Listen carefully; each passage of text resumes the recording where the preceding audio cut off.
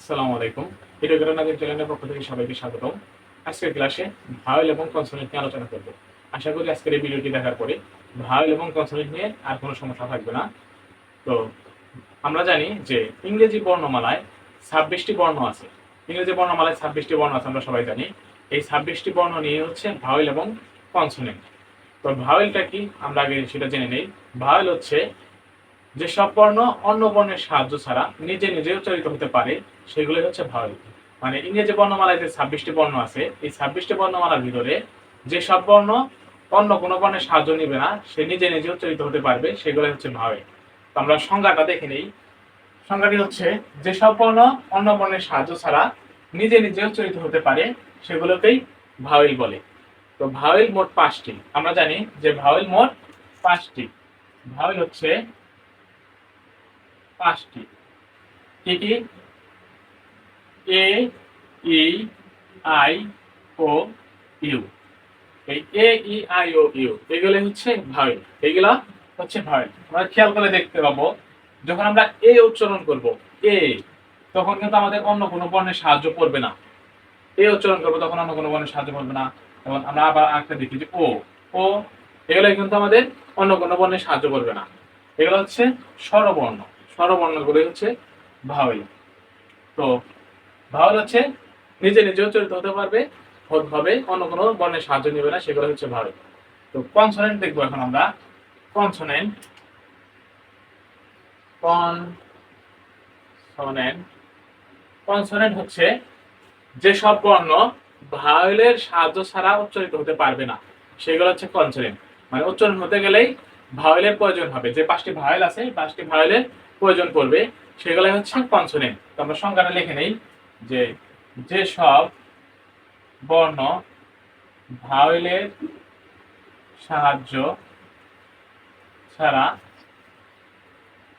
নিজে নিজে উচ্চারিত হতে পারে না, নিজে নিজে উচ্চারিত হতে পারে না, সেগুলোকে সেগুলোকে কনসোনেন্ট বলে। কনসোনেন্ট বলে। কনসোনেন্ট বলে মানে এই কনসোনেন্ট উচ্চারণ করতে হলে অবশ্যই আমাদের ভাওয়েলের প্রয়োজন হবে।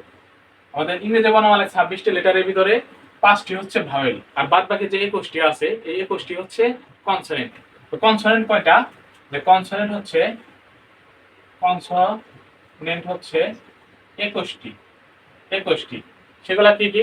এই ৫টি ভাওয়েল আমরা বাদ দিয়ে লিখি যে B, C, D, F, G, H, J, K, L, M, N, P, এরপর হচ্ছে Q, R, S, T, V, W, X, Y, Z. এই ২১টি হচ্ছে আমাদের কনসোনেন্ট। আমরা যদি একটু খেয়াল করি, আমাদের এখানে যদি আমরা বি নেই, বি, যদি আমরা যদি বিটা যদি উচ্চারণ করি তখন আমাদের কি ভাওয়েলের প্রয়োজন হচ্ছে। কিভাবে? বি উচ্চারণ কি হচ্ছে বি, বি আর ই যোগে, মানে উচ্চারণটা কি বি, বি উচ্চারণ করার সময় কিন্তু আমাদের ই উচ্চারণ হচ্ছে, তাহলে এটা হচ্ছে কনসোনেন্ট।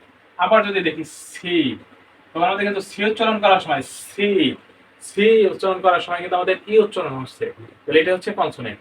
আবার যদি দেখি এফ, এফ এর ক্ষেত্রে যদি দেখি এফ, এফ উচ্চারণ করার আগে কিন্তু আমাদের এ উচ্চারণ হচ্ছে, এই এ উচ্চারণ হচ্ছে, যেমন এ, এফ, এফ, এফ, এফ উচ্চারণ, ভাওয়েল আসতেছে, তাহলে এটাই হচ্ছে আমাদের কনসোনেন্ট। তো কনসোনেন্ট হচ্ছে আমাদের উচ্চারণ করতে গেলে ভাওয়েল আসবে, এটা হচ্ছে কনসোনেন্ট। আর ভাওয়েলে হচ্ছে কোনো বর্ণ আসবে না, সে নিজে নিজে উচ্চারিত হতে পারবে, সেটা হচ্ছে ভাওয়েল। তো এই দুইটার ব্যতিক্রম আছে আবার দুইটা, সেটা হচ্ছে সেমি ভাওয়েল। সেমি ভাওয়েলটা হচ্ছে সেমি ভাওয়েল, এই যে যে আমাদের ডাব্লিউ এবং ওয়াই আছে এই দুইটা হচ্ছে ব্যতিক্রম। সেমি ভাওয়েল হচ্ছে দুইটি, এটা হচ্ছে ডাব্লিউ আর হচ্ছে ওয়াই। ডাব্লিউ আর ওয়াই এই দুটো হচ্ছে আমাদের ব্যতিক্রম, এই দুটাকে সেমি ভাওয়েল বলে, সেমি ভাওয়েল বলে। তো এটা কোন সময় উচ্চারিত হবে? এটা মাঝে মাঝে যে ভাওয়েলে উচ্চারিত হয়, আবার মাঝে মাঝে কনসোনেন্টে উচ্চারিত হয়। মানে সেমি ভাওয়েলটা কখনো কখনো ভাওয়েলে উচ্চারণ হয়, আবার কখনো কখনো কনসোনেন্ট উচ্চারণ হয়। কখন ভাওয়েলে হবে, কখন কনসোনেন্ট হবে?